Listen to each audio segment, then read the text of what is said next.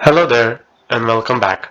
This time we'll look at one of the fundamental abstractions in operating system and programming languages, and that is files. You use files in your everyday task, be it spreadsheet, storing program codes, or image, for example. So it's very important that a language provides good tools to deal with files, and Python does that. We'll start by taking a look at how Python deals with files, and then we'll take a look at the compare utility, which compares two files and tells you whether they differ. And if they do not differ, it does not print anything. And if they do differ, then it prints the first byte where they differ. Let's look at how Python can open and read files. For this part, I have created a simple file with some string inside, and we'll read that file and display its content inside the Python interpreter. I've already sourced my virtual environment, and I have opened up a Python shell. If you want to follow along, you can simply open up a Python shell and create a file in the same directory where you have opened the shell. To open up a file, you need to provide its name to the open function like this, and we store that as a variable f, and f contains details about the files. For example, what kind of mode is opened in. The mode is R, which says that it's in read mode. By default, if you open a file, it will always open inside read mode, the name of the file, and the encoding. We'll not go into encoding, but that's a very important topic which we may cover later. To read a single byte from the file, you can simply use the read function, and it takes an argument, which is the number of bytes you want to read from the file, and it gives you the first byte in the file. To read one more byte, you can simply do that again, and you can keep doing this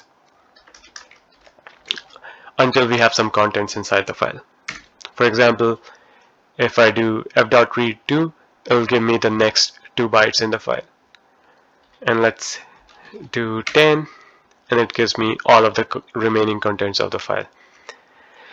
Now, if I try to read anything, Python will always give me an empty string back. And this is very important to note. When you're at the end of the file, you'll always get an empty string back. And we'll use that when we write the compare utility. To close a file, f.close, and after that you cannot do any operation on that file. And if you try to read a byte from that object, we get a exception which says IO operation on closed file. It's very simple, at least to read and open and close files in Python. You open up a file with the open file call, then you can read contents from the file using the read function, and then you can close the file object using the close method. There are many other functions that the file object provides. A way to look at those functions is using the dir command. So if you say dir and inside the brackets the name of the object, it will tell you what all function it provides. You can see it has read function, it has name, mode, and various other attributes and functions. For this exercise, writing the compare utility will only be concerned with using the read function. However, if you want to write a file, you can open a file. Let's say I'm going to say f3.txt and mode equals w. So this will open up a new file or create a new file if it's not there. You have to be really careful with this mode. If there's already a file named f3.txt in that current directory, it will overwrite that. And to write, let's say this is f3, I'll simply write that, and it returns the number of bytes it wrote to that particular file. In this case, it's 11. If you count the number of characters there, that's 11. And so we know that it did succeed. We can also look at the contents. So before we do that, we'll have to close that. And as soon as we close the file object, we see that the contents of that file appear inside the file. And that's very important, that you always close the files once you're done using it. Not only does it do things like flush it to the disk, most of the operating systems have a limit on how many files your program can have open at a particular time. So that's good. Now let's look at the compare utility. And I'll start by writing compare hyphen hyphen help. It gives me a bunch of options. Let's try this. So if I say compare text,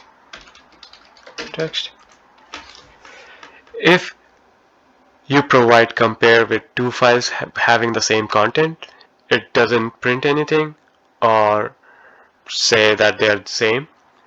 It simply returns a 0 value, which means that the files are same.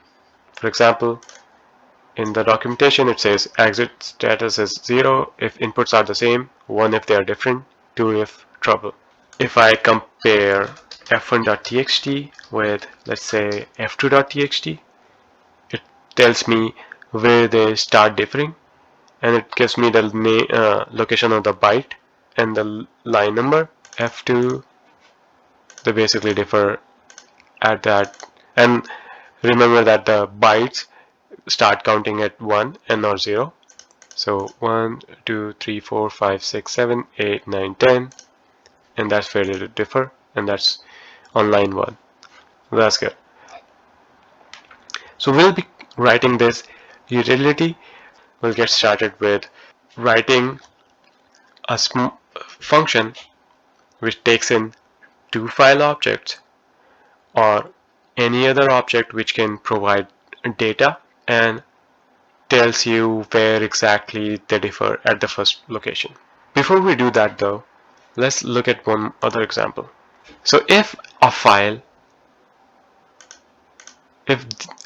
two files compare same, like have the same content up to the first n bytes, and then one of the file ends, then compare gives you this message that there's a EOF on f2.txt after byte 9. So what it means is that up to byte 9 they were all same, but then it saw EOF on f2.txt. So this is different from this message, and so we'll have to be careful about that case. It'll do the same in case even if this was f1. For example, if f1 had less content than f2, but they were comparing the same up to the first n bytes. If, however, two files are empty, compare will not print any message. It won't say that both of the files had an EOF because they are empty files and they compare same. Now we have these corner cases in mind. Let's start by writing a function. Create a new file. I'll call it cmp.py. I'm gonna resize this window. That looks good. And so let's try to first come up with what this function would look like. I'll call this function compare streams, which will take in two input streams, and an input stream is anything that can provide you data. So it could be a file input stream, but it could be something else too. For example, it could be a network socket, or it could be a string for that matter. When we start writing test cases, we'll actually work with a lot of string streams, where we, rather than creating a bunch of new files, we'll create a few strings and use and provide that as an input to this function, which will make it much easier to test. We'll go into how to create string streams later when we start testing. But for now, let's work with how we can make sure that these two files have the same content or where they differ. We need to keep track of a few things. First of all, we need to keep track of the byte number. So I'm going to start with a 0 because we have not read any byte. And then we have to keep track of the line number. And our line numbers start with 1. We can approach it in a simple way. We can keep reading a byte from each of the file, and if if they compare same, then we know that we can increment the necessary variables and move on to the next byte. If they compare different, then we know that we have to return some sort of output to the user. Start with something like while true, and then I'm going to read a single byte from file F1, and then I'm going to read one byte from file F2.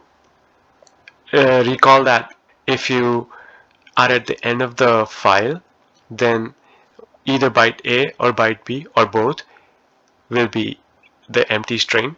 And so that's like our condition where we know that we have to break out of this loop.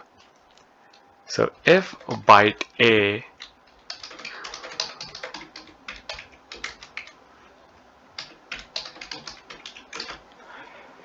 if you remember from the previous videos, if you have a string, it evaluates to true if it has at least a single character, and only an empty string evaluates to false. So in this if statement, we make a check. If byte A is empty or byte B is empty, then we break out of the loop, because then we know that either the stream F1 or stream F2 has finished. And also, let's increment the number of bytes we have read, because that otherwise we'll have an incorrect byte count. If they're not empty, then check to see if byte A is a new line character, and if it's a new line character, I'll update my variable line number appropriately. If byte A is not equal to byte B, then I know that I have found a place where they differ, and so we can signal that by returning a byte number and a line number. Okay, let's go over this for loop again. While true, so we keep on reading. We read one byte from each of the streams, then we update the byte number. If any of the files or the streams is empty, then we break out of the loop. That means this loop is done. If byte A is equals to the new line character, then I increment the line number by 1. Otherwise, if the bytes differ, I'll return a byte number and the line number. And in Python, you can return multiple things at once. So it's the same as saying return A comma B or return 1. In Python, you can return multiple things at once, and we'll see how to use those multiple return values in our program. I think this is a pretty good start. How about we write some test for this function and see if it works. So let's start by importing pytest, and if you have not installed pytest, you can use pip install pytest. And I'm also going to import cmp from, or I'll just import that function, compare streams, and you know that we have to prefix this function with test so that pytest knows it's a test. Before we start testing our program, let's dive into string streams. So here I'm back again inside the Python shell. So what we looked at in the Python shell was reading and writing files. If you could do that for other objects, that will be useful, right? Let's say if you could do the same for strings, like you could treat strings as files, maybe a list, who knows, could depend on your particular problem. Python provides a class which lets you use strings as they were files. So I'll say from IO import StringIO, and StringIO wraps a string and provides a file-like interface. So let's try creating a StringIO. This is a string. StringIO is a class and it takes a string as a parameter and then it lets you use that string as a file. And you don't really have to worry about what classes are to really use StringIO, so I'm not going into details. To use this string as a file, we'll basically do the same thing as we did with a file. We can open this. So now we go, sorry. So we don't really need to open up a StringIO already does that. So StringIO basically gives you a file-like object. So you can see if you compare this directory, like all the methods and attributes that this S object provides is almost the same as the one we saw on the file object. And so we can start using the string, s.read one, and if I read, let's say 5, it should give me the next 5 string characters. If I do that again, it gives me, and now after that it starts giving me an empty string every time I try to read something like that. Using StringIO is almost the same as using a file, and you can close the StringIO object, and after that if you try reading something we should see an exception, and we see an exception. So why we actually looked at StringIO is because comparing streams will be much easier if you could simply test them on strings rather than creating a bunch of different files. So here, StringIO, I'm gonna do from IO StringIO, and then I'll start by creating, let's say, s1 equals to StringIO s1. It could be just any random string inside. I'm just s2, and if we assert that compare streams s1 comma s2, so this is a tuple with two values. So tuple, if you recall, are almost the same as list, and s1 and s2, and so the first would be the byte number where they differ, because these strings differ. They differ at the second byte. Remember, byte numbering starts at 1, and line number 1, because there's no new line character in these strings. I'm gonna exit from my Python shell, and then I'm going to run pytest, and for some reason I get an error, and that's because this is a double equals, and our test passed. That's when strings differ, our program or function does the right thing. What about if the strings are the same? So let me create two strings that are same. So I'm gonna call this S3 and S4, and I'm going to provide them with the same string value. And now you might be asking, why am I creating two different StringIO objects? And the answer to that is because if I provide S3 as both the arguments to compare streams, then it's the same object.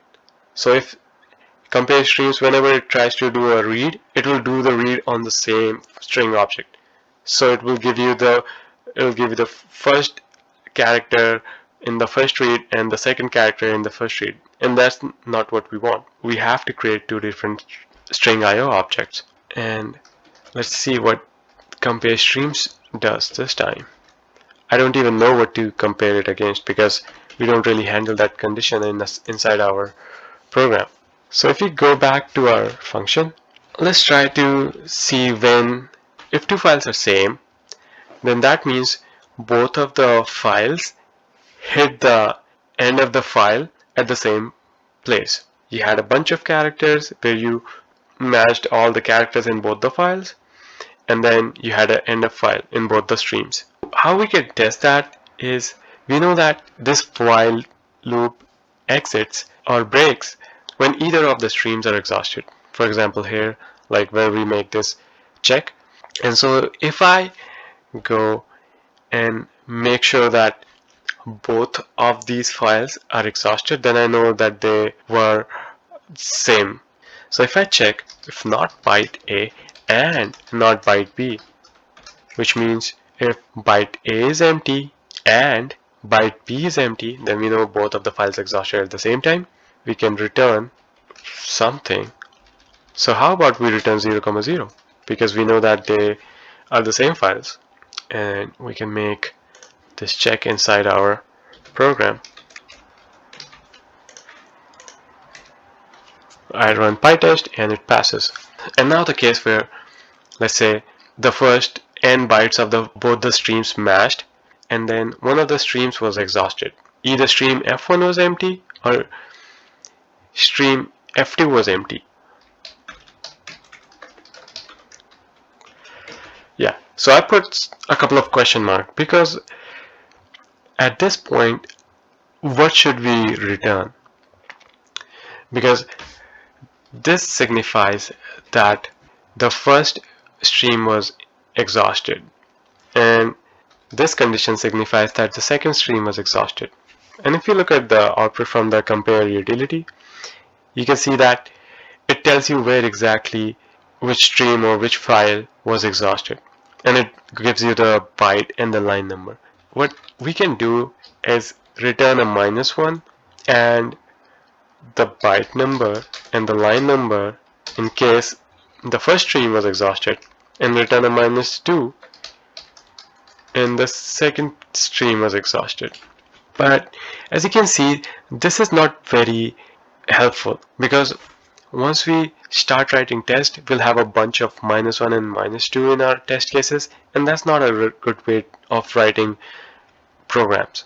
We should abstract this further, and to do that, I'm going to define a bunch of written codes. For example, let's define diff as 1. So if the streams are different, we'll return this code. If they're same, we'll return same. If there's a end of file in the first stream, then I'll return EOF1. And if there's a end of file in the second stream, then I'll return EOF2. And now let's change our program. So this is the case where there was a difference between the streams. I'll return the diff code with the byte number and the line number. And in this case, we had both the files the same. So I return a same. In this case, I know that there was a EOF in file 1, and there's a EOF in file 2. As you can see, this is much more clearer to read and also test, because once we write test, we can compare against these constants than simply -1 and -2, and import these constants in my test file and change our test cases. So in this case, these two strings were different, or the streams were different, and in this case both of them were the same. Let's write one more test case where both of them are same up to a point, and after that the other file or the stream is empty. So let's say this and this, just some random character, doesn't have to mean anything. And in this case, I should see an EOF on file 1 or stream 1, because they match up to this point, and then there's a EOF inside S5. This EOF at byte number or after byte number 4. So after byte number 4, and line number 1 because there's only one line, and we get an error. And that's because our EOF, when we reach an EOF, our byte number has already incremented. This tells us that our byte number is not incremented correctly. And if you look at the output, we see that they differ at the byte number. And if you look closely, that's because how this byte number variable is updated. Is updated as soon as you read something from this stream. It doesn't really check whether you were able to read something successfully. It simply increments that.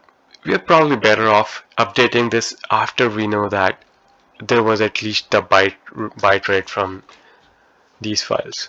I'll move that after this check, where we checked whether we reached an end of file, and if we did not reach an end of file in either of the files, we'll update the byte number. Then we know that this byte, the number of bytes read, is in sync for both of the files. If it could differ, we'll have to keep track of the number of bytes read separately from the two different streams.